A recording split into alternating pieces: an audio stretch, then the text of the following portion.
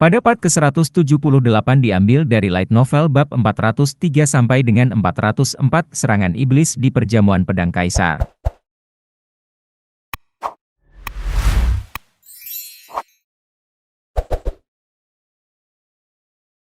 Sangat sedikit orang yang tahu apa yang dilambangkan oleh mantel abu-abu. Spectre Corps tidak seperti Black Knights of Rankandel. Sekelompok warrior yang secara terbuka mengungkapkan diri mereka kepada dunia. Sosok-sosok berjubah abu-abu tetap berada di tengah-tengah monster. Menyaksikan istana Kaisar Pedang runtuh. Sepertinya mereka sedang menunggu tembok pusat latihan runtuh. Perlahan, mereka mendekati lapangan latihan pusat. Apakah mereka menunggu di dekat kastil Kaisar Pedang dan datang untuk mengawal beradin? Itu mungkin saja. Namun, Jin merasa tidak nyaman setelah melihat mereka. Entah bagaimana. Sepertinya mereka mengendalikan makhluk iblis dan golem hidup. Itu lebih dari sekedar perasaan tidak nyaman. Dia segera menyadari bahwa golem hidup sedang bergerak menjauh dari arah mereka berjalan. Ron memasang ekspresi acuh tak acuh bahkan ketika dia melihat ini. Itu bukan datang dari ketidakpedulian melainkan dari ketenangan seorang prajurit yang telah mencapai puncak. Wung. Mana berwarna merah terakumulasi di staf sosok berjubah abu-abu. Jin secara pribadi pernah mengalami keajaiban itu di desa Beradin. Menjelang akhir masa hidupnya sebagai pembawa bendera sementara. Mereka yang menyebut diri mereka penakluk tampaknya bersedia melepaskan bahkan Red Abyss hanya untuk menangkap bocah nakal. Korps Spectre lama akan berguling-guling di kuburan jelek mereka. Saat itu, Misha telah memberitahunya bahwa nama sihir itu adalah Red Abyss. Bintik-bintik merah besar mulai menyebar ke seluruh langit yang dipenuhi aura. Red Abyss, sebuah mantra sihir berantai besar yang bisa disebut sebagai pergerakan terakhir korps hantu. Juga berhadapan dengan energi bayangan naga hitam pada saat itu. Hari itu adalah salah satu momen paling berbahaya dalam hidup Jin. Itu sebabnya dia mengingat semuanya dengan jelas. Pedang dan rantai berwarna merah darah menghujani dari langit yang berwarna merah. Telapak tangannya terasa robek saat dia menangkisnya. Dan ada satu hal yang Jin ingat dengan jelas. Ini aneh, masing-masing dari mereka menambah mana untuk menyelesaikan mantra sihir. Jin merasakannya saat membaca aliran Red Abyss yang digunakan oleh 15 anggota Spectre Corps. Berdasarkan fakta ini, Jin memiliki intuisi bahwa Red Abyss membutuhkan lebih banyak peserta.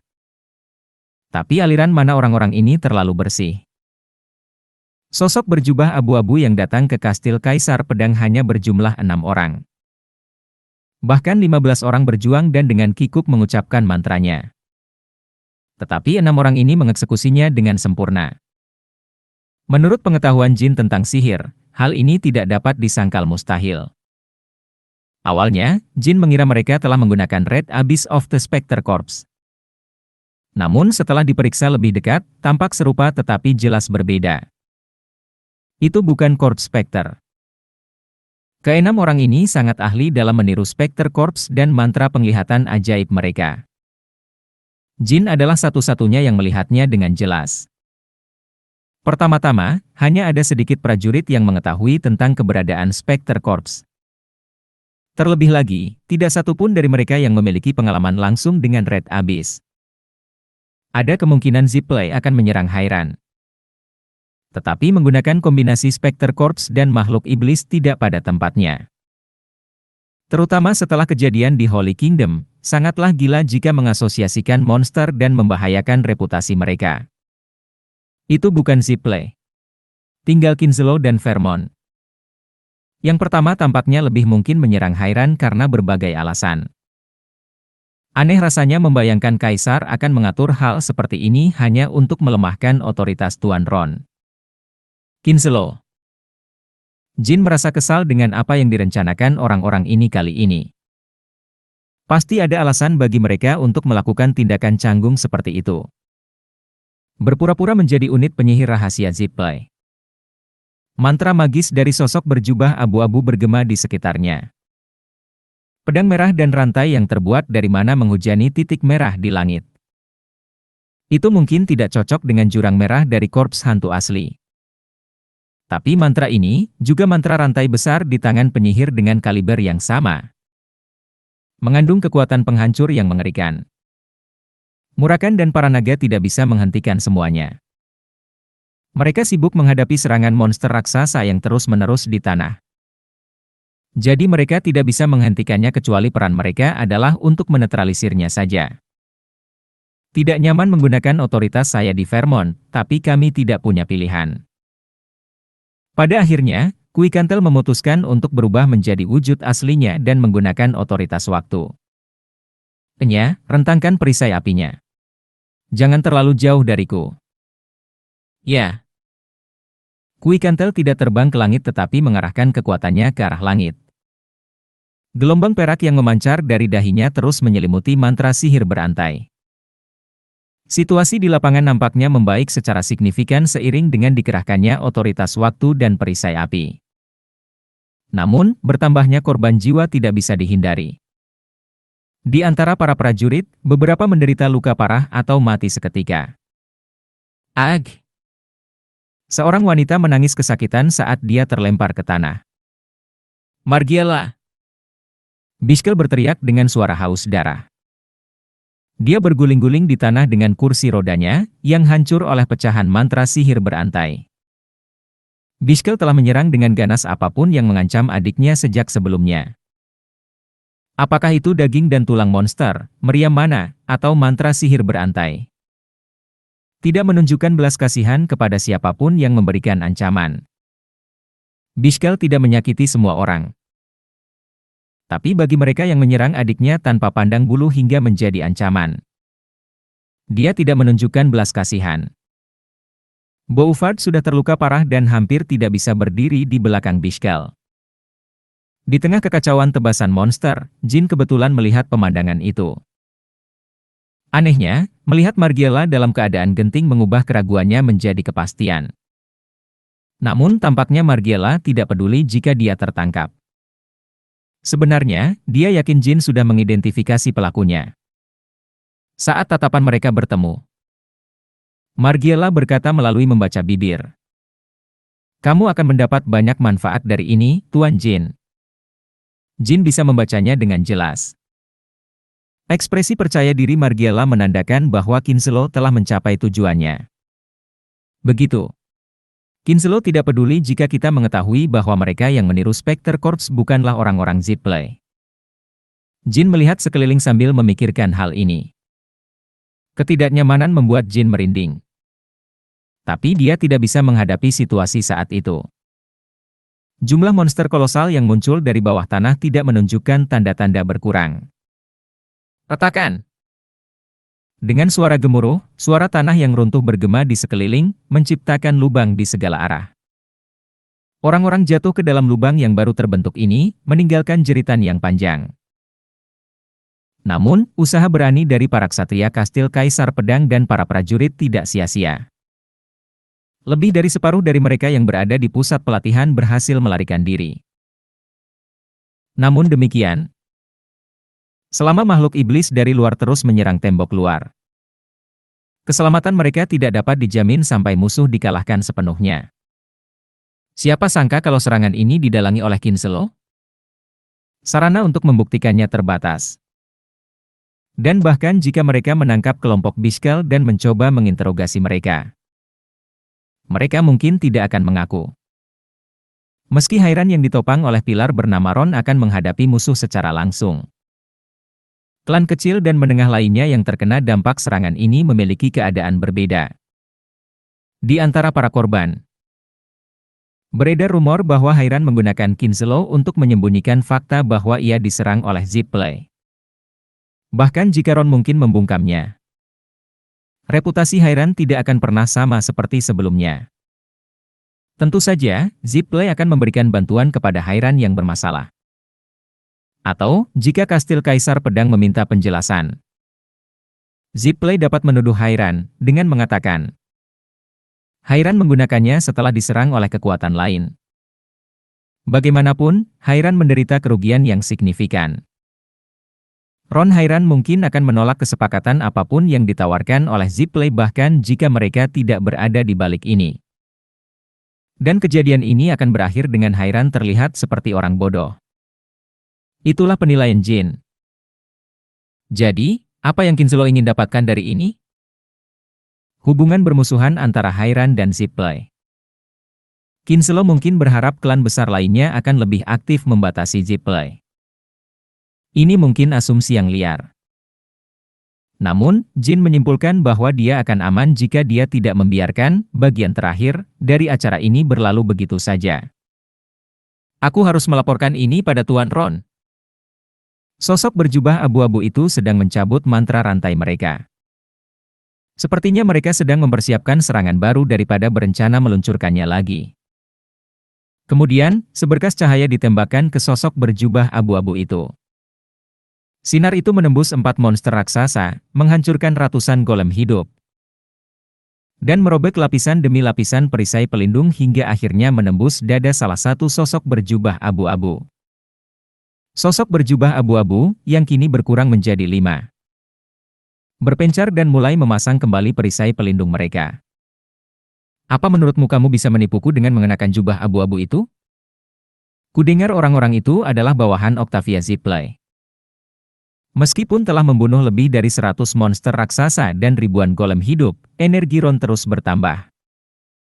Bagi Ron, jumlah makhluk iblis dan golem hidup tidak masuk akal, seperti butiran pasir di tengah badai. Namun, ada alasan mengapa dia tidak bisa mengakhiri situasinya begitu saja. Para tamu yang tiba di kastil Kaisar Pedang disandera. Ron merasakan isi perutnya mendidih untuk pertama kalinya setelah sekian lama. Kemarahan yang melonjak dalam dirinya bahkan lebih kuat daripada saat dia mengakui kekalahannya dalam kompetisi melawan Chiron. Ron Hairan, kamu salah. Menipu kamu tidak pernah menjadi bagian dari rencana kami sejak awal. Apapun rencanamu, aku akan membuatmu meludahkannya sedikit demi sedikit sambil menghancurkan mulutmu. Jadi, sudahkah kamu menunjukkan semua yang kamu bisa? Sosok berjubah abu-abu itu tetap diam saat mereka bersiap untuk memecahkan bagian terakhir dari teka-teki di benak Jin. Tuan Ron. Ron mengalihkan pandangannya ke arah Jin. Ada yang lebih penting daripada membunuh mereka. Kita harus menemukan Beradin. Apa? Jika Beradin kembali ke klannya dalam keadaan terluka, akan sulit menangani rencana Kinselo. Pastinya Hairan secara terang-terangan akan memusuhi Zipley. Mata Ron membelalak mendengar kata-kata Jin. Dalam sekejap, semua skenario yang Jin pertimbangkan terlintas di benak Ron. Jin benar. Jika Beradin tidak kembali tanpa cedera, tidak peduli bagaimana situasi berkembang setelahnya, Hairan dan Zipley pasti akan menjadi musuh. Meskipun Kinselo terus berpura-pura tidak tahu. Meskipun para korban mencurigai Hairan. Meskipun Zipley menggunakannya untuk menekan Hairan. Selama Beradin kembali ke klannya tanpa cedera, mereka akan mampu menangani semua situasi ini dengan baik. Meskipun wajah mereka tersembunyi di balik jubah, Jin bisa merasakan ekspresi kebingungan mereka. Dia juga bisa melihat dari balik wajah kelompok Biskel yang terdistorsi, berpura-pura terluka. Kemungkinan ada lebih banyak penyihir setingkat mereka. Dan mereka mungkin mengejar Beradin. Ron membuka matanya. Bolehkah aku mempercayakan ini padamu, Jin Rankandel? Ron mempunyai tugas untuk menyelamatkan anggota klannya dan para tamu yang sekarat di hadapannya. Tentu saja, Tuan Ron. Aku akan menerimanya sebagai suatu kehormatan. Jin mengeluarkan Red Ruby dari sakunya dan memanggil Shuri. Nyaah. Saat Jin menunggangi Shuri, Ron membuka jalan bagi mereka. Gedebuk. Energi pedang Ron yang sangat besar menyapu monster-monster di depan mereka dalam sekejap. Darah dan daging berceceran seperti air mancur, dan Shuri bergegas melewati kekacauan itu. Melihat hal tersebut, Murakan segera turun dan menjelma menjadi wujud manusianya. Dia tampak seperti angin hitam bertiup menuju Jin. Nak, kamu mau pergi kemana? Aku harus menemukan Beradin. Mengapa? Kinselo berada di balik serangan teroris ini. Tujuan mereka adalah untuk menimbulkan permusuhan antara Hairan dan Zippley. Murakan memiringkan kepalanya tapi segera menunjukkan ekspresi pengertian. Ya, aku mengerti maksud utamanya. Apakah kamu melihat Bradin dari atas? Tidak, sepertinya dia tidak ada di sini. Naik kembali dan periksa lagi. Jika kamu melihatnya, segera beritahu aku. Jika tidak, kamu akan menonton dari atas. Apakah kamu akan mencarinya sendirian? Siapa yang tahu monster seperti apa yang mungkin muncul? Mereka tidak bisa meninggalkan bukti apapun. Dan seharusnya tidak ada orang yang sekuat Brak. Jika saya berada dalam situasi yang tidak dapat saya tangani sendiri, saya akan mengirimkan sinyal. Dipahami. Murakan kembali ke wujud aslinya dan naik ke langit. Setelah mengamati beberapa saat, Murakan tidak dapat menemukan apapun. Artinya Bradin sudah meninggalkan medan perang. Ada juga kekuatan teroris yang bercampur di antara penonton. Bradin pasti menghindarinya. Siapa yang duduk di dekat Bradin? Keluarga kerajaan bertopeng adalah yang paling dekat. Mengingat Bradin adalah patriark Zippley berikutnya. Wajar jika dia juga bisa berdiri bahu-membahu dengan keluarga kerajaan Vermont. Asumsi yang paling masuk akal adalah Bradin telah diserang oleh mereka dan melarikan diri. Ada Jin, Lata, dan Ron. Di depan medan perang di mana tembok luar telah runtuh. Karena itulah satu-satunya jalan keluar, kecuali jalan dalam, mustahil bagi Bradin untuk melarikan diri. Mereka mengambil keuntungan dari keluarga kekaisaran yang selalu memakai topeng, para bajingan dari Kinselo itu. Jin berpikir sambil mengubah arah, memilih untuk memeriksa bagian dalam kastil terlebih dahulu. Namun, mereka tidak bisa menggunakan jalur biasa. Lorong-lorong masih penuh sesak dengan para ksatria yang mencoba mengevakuasi tamu-tamu biasa. Tanpa ragu, Jin menghunus pedangnya. Menjerit. Dalam satu gerakan cepat, dinding tebal itu terpotong seperti selembar kertas. Prajurit belakang berjuang untuk menghentikan monster yang mendekat dan melindungi para tamu. Dan mereka tidak dapat melewatinya karena tekanan yang merusak dinding kastil. Berdebar. Dinding berbentuk persegi itu runtuh dengan bunyi keras. Pindah ke lorong. Jin berteriak sebelum meninggalkan arena pusat. Bagian dalam kastil juga sama kacaunya. Para pelayan berlari dengan panik, dan golem hidup kadang-kadang terlihat masuk melalui dinding luar. Saat sekelompok pelayan hendak diserang oleh golem hidup, Shuri melompat ke depan dan menyerangnya dengan kaki depannya. Saat kepalanya meledak, para pelayan berteriak bersama, dan wajah mereka menjadi pucat. Terima kasih. Apakah kamu melihat Bradin? Siapa? Bradin Zippley. Dia memiliki rambut putih panjang dan mengenakan jubah putih. Saya belum melihatnya. Tapi, Tuan Jin. Meski kita belum melihat Tuan Bradin. Ada juga keributan di dekat toko keramik kastil. Mereka adalah pelayan yang bertanggung jawab atas toko tersebut. Ceritakan lebih banyak padaku. Kami mendengar bahwa serangan teroris dimulai di pusat pelatihan dan mencoba menyebarkan berita tersebut kepada orang lain.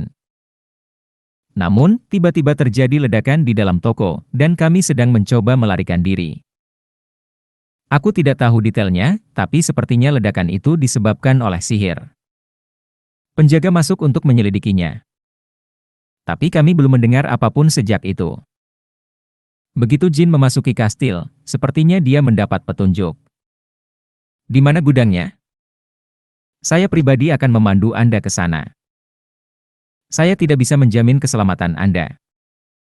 Sebaiknya Anda menggambar peta untuk saya. Pelayan itu buru-buru mengeluarkan kertas dan pena dari sakunya dan menggambar peta. Ini dia. Pelayan lain mungkin akan segera keluar. Jadi, jangan bergerak dan tunggu di sini. Jin mengikuti peta dan menuju ke toko keramik. Toko keramik adalah salah satu yang terbesar di Kastil Kaisar Pedang. Menampung lebih dari 90% keramik yang dikumpulkan selama lebih dari 100 tahun, sejak patriark sebelumnya. Pintu masuk toko hancur total. Bara api terlihat di sana-sini. Ini bukan api biasa, ini adalah jejak sihir tipe api. Dan setidaknya itu 9 bintang. Atribut utama Beradin adalah api. Saat jin masuk, pecahan keramik hancur di bawah langkah Shuri. Dan ada jejak sihir jenis lain, bukan hanya api. Bumi, es, kilat, dan kegelapan. Gugusan mana gelap yang tampak seperti manik-manik hitam berguling-guling. Jin belum banyak melihat ilmu hitam. Tapi tidak salah lagi, atau dia tidak bisa menjelaskan bentuknya. Perkumpulan sihir hitam telah hancur total. Jadi di mana Kinzelo menemukan penyihir seperti ini? Mustahil bagi seorang penyihir tingkat tinggi yang terkenal untuk berpartisipasi dalam serangan terhadap Hairan. Penyihir seperti Chukon Tolderer, Susan Lilista, atau Kidad Hal sudah mati. Pasti ada lebih banyak penyihir tak dikenal di dalam Kinzelo, atau mereka punya sekutu. Menemukan Beradin adalah prioritas utama Jin. Jelas sekali bahwa pertempuran sengit telah terjadi, jadi situasinya mendesak. Yang terlihat hanya pecahan keramik dan puing-puing. Dan sepertinya teroris Beradin dan Kinzelo sudah pindah ke tempat lain. Selain pintu masuk, tidak ada tanda pertempuran di dalam gudang. Pasti ada jalan lain menuju ke toko keramik. Peta itu menunjukkan jalan lain menuju ke toko keramik. Itu panjang dan gelap. Bahkan setelah menaiki Shuri beberapa saat, perjalanan terus berlanjut. Tapi Jin menghentikan Shuri saat dia berlari setelah melihat mayat itu. 3 mayat tergeletak di sana, dan mereka adalah pengawal Beradin dari jamuan makan, meski tidak semuanya. Meski begitu, tidak sulit untuk menyimpulkan bahwa Beradin berada dalam masalah, mengingat situasinya. Ketika Jin keluar dari lorong, sebuah saluran drainase muncul di hadapannya. Salah satu lorong toko keramik berfungsi sebagai jalan keluar darurat. Di atas kepala Jin, langit gelap dipenuhi energi bayangan. Ledakan dan gelombang kejut di kejauhan dari medan perang terus menandakan konflik yang sedang berlangsung. Ke arah mana dia harus pergi? Tidak ada jejak yang terlihat, dan terlalu banyak rintangan untuk menemukan rute menggunakan sihir bumi atau angin. Saat Jin merenung, dia melihat secercah cahaya samar di kejauhan. Itu adalah cahaya familiar yang muncul ketika Flame Orb meletus. Dan tidak salah lagi itu adalah sihir Beradin.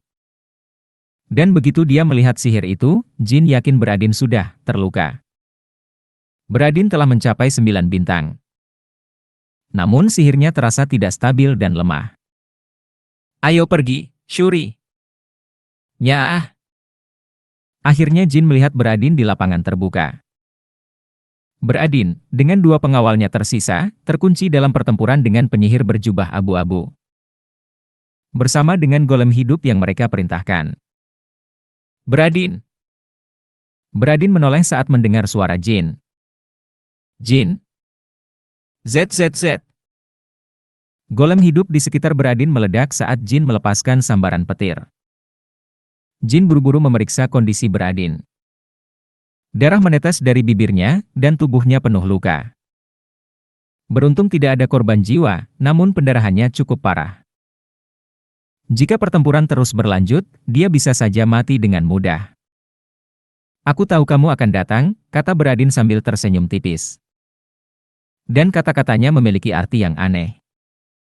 Apa yang kamu tahu? Kamu terlibat dalam kekacauan ini, dan orang-orang ini memukulmu. Mereka cukup kuat. Itu membuatku bertanya-tanya apakah ada penyihir seperti mereka di antara yang tidak kukenal. Awalnya, kupikir mereka mungkin bawahan bibiku. Pada saat itu, sebuah pertanyaan terlintas di benak Jin. Apakah Beradin benar-benar dalam kondisi sempurna? Meski kondisinya tidak sempurna, menyelamatkan Beradin tetap menjadi prioritas utama. Namun, sebuah pemikiran aneh tiba-tiba muncul di benaknya. Mengapa Beradin tidak mengirimkan sinyal penyelamatan sekalipun dalam perjalanannya ke sini? Bahkan jika dia tidak mendapat sinyal suar karena dia menghadiri jamuan makan. Dia bisa menggunakan sihir untuk mengirim sinyal kapan saja. Bahkan jika dia diserang oleh orang-orang yang menyamar sebagai bangsawan di antara penonton. Dia bisa saja berteriak. Pastinya masih banyak warrior lain yang akan datang membantunya. Jika pikirannya dimanipulasi, maka dia sengaja mempersiapkan situasi ini. Akan menguntungkan Zipplay dalam berbagai hal jika Hairan mendapat masalah. Jin memikirkan lagi tentang jejak sihir yang tersisa di toko keramik. Setelah direnungkan, ada aspek buatan tertentu dalam jejak mana tersebut. Secara khusus, jejak ilmu hitam terlihat jelas. Seolah-olah itu adalah bukti bahwa Beradin telah bertarung sendirian melawan mereka yang menggunakan ilmu hitam. Semua ini terjadi di dalam kastil Kaisar Pedang yang dijaga ketat. Tapi ketika Jin kembali menatap Beradin, yang menghela nafas lega saat melihatnya, dia tampak seperti orang tua bodoh berambut putih. Saya tidak yakin. Sama seperti di jamuan makan. Jin berbalik dan melihat sosok berjubah abu-abu itu. Orang-orang berjubah abu-abu menghentikan serangan mereka sejenak setelah kedatangan Jin. Dan meskipun jubah mereka menyembunyikan ekspresi mereka, mereka tampak bingung. Beradin Zipplay. Ya, Jin. Mengapa kamu tidak mengirimkan sinyal bahaya? Saya tidak punya kesempatan. Saya diserang dari penonton. Dan saya harus melarikan diri. Saya tidak memikirkan hal lain. Itu adalah respon yang diharapkan. Tapi Jin masih tidak bisa menghilangkan perasaan bahwa pikiran Beradin setidaknya tidak sepenuhnya utuh. Aku, Jin Rankandel, pembawa bendera Rankandel ke-12. Datang untuk menyelamatkanmu di bawah perintah khusus dari Tuan Ron, penguasa kastil Kaisar Pedang. Pastikan untuk mengingat fakta ini. Mengerti? Saya mengerti. Saya berhutang budi pada Tuan Ron. Penjaga pengawalmu sudah pulih. Aku akan mengurus para bajingan ini. Saat Jin meningkatkan energinya, batu-batu kecil dari lapangan mulai melayang di udara. Jubah abu-abu juga mulai melepaskan mana mereka sekali lagi. Mereka pastinya tidak berada di level Spectre Corps. Meskipun mereka tidak mencapai level Spectre Corps, mereka tetaplah penyihir yang terampil. Jika niat sebenarnya mereka adalah untuk membunuh Beradin, mereka akan menyerangnya di dalam kastil Kaisar Pedang. Mereka sengaja mengirim secukupnya agar Beradin nyaris tidak bisa melarikan diri. Jika mereka mengirim 4 penyihir karena mereka yakin Beradin bisa menangani dirinya sendiri dalam pertarungan, itu berarti mereka terlalu kecil untuk menjadi ancaman bagi Jin. Jin hanya perlu berhati-hati terhadap ilmu hitam. Jangan pernah berpikir untuk keluar hidup-hidup. Saat Sigmund mulai bersinar, mana berputar dan terakumulasi di telapak tangan Jin. Itu adalah warisan dari Archmage Kidart Hall, River Sky.